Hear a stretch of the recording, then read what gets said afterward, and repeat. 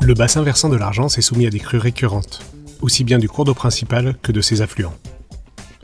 Lors de l'événement de juin 2010, on comptait 25 victimes et 1 milliard d'euros de dégâts matériels. Mais bien d'autres crues ont aussi causé des dégâts sur le bassin versant ces dernières décennies.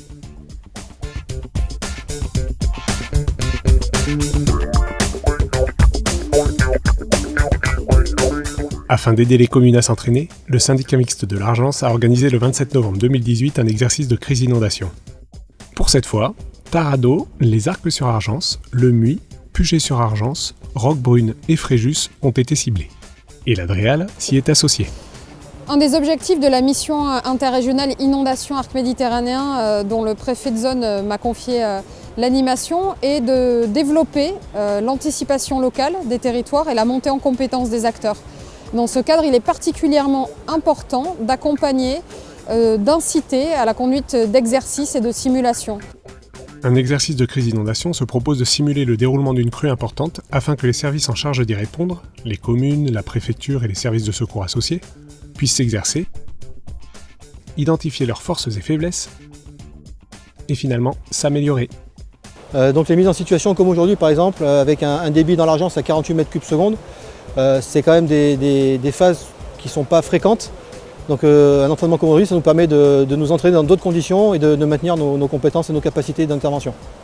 Les animateurs de la DIRAL Nîmes ont mis au point un scénario, tenu secret, composé d'informations et de requêtes qui seront envoyées petit à petit aux communes et à la sous-préfecture. La veille déjà, ces dernières reçoivent des bulletins météo.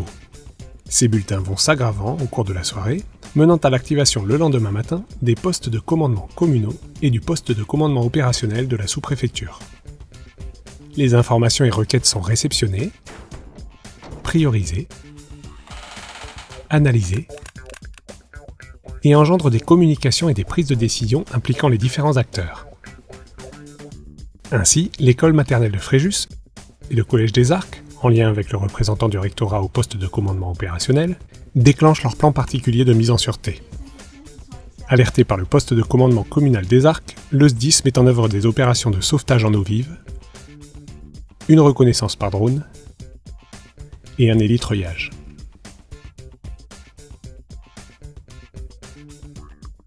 Suite à la crise de 2010, nous devions de réagir. Et réagir, c'est faire en sorte que les plans communaux de sauvegarde existants dans chacune des communes soient parfaitement huilés.